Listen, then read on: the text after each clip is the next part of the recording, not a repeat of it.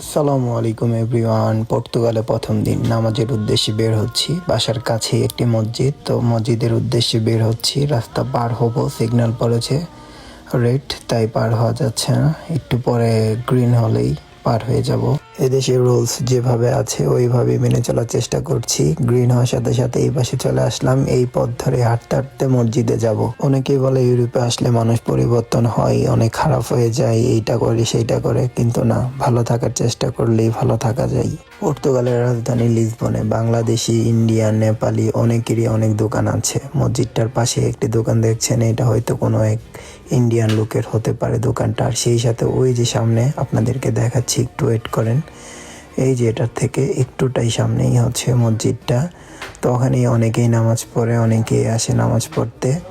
আমার বাসা থেকে একটু দূরে, এই যে হালাল বাজার, একটু দূরেই ওই মসজিদটা। হালাল বাজারের পাশেই ওই মসজিদটা। যারা নতুন আসছেন বা যারা চিনেন না, তারা হালাল বাজারটা লোকেশনে খুঁজে নিয়ে আসবেন। হালাল বাজার থেকে একটু সামনে আসবেন, আসার পর সাইড দিয়েই এটাই হচ্ছে মসজিদ। তো এখন আমি কি করব, ভিতরে ঢুকি। ভিতরে ঢুকে আমার জুতোগুলো রাখি, রেখে তারপর হচ্ছে যাব। জুতোগুলো রেখে ভিতরে ঢুকে যাব অজু করার উদ্দেশ্যে। তো দেখেন মসজিদটা কত সুন্দর। ইউরোপের মধ্যে এত সুন্দর জায়গাতে এত সুন্দর মসজিদ, তাও আবার লিসবনের মধ্যে। অনেকেই আসছে, অনেকেই কোরআন পড়ছে, নামাজ পড়ছে। তো এই তো দেখেন কত সুন্দর। অনেকেই নামাজ পড়ে এখানে। তো যাদের মন খারাপ, মন ভালো করতে চান, তারা নামাজ পড়তে চলে আসুন।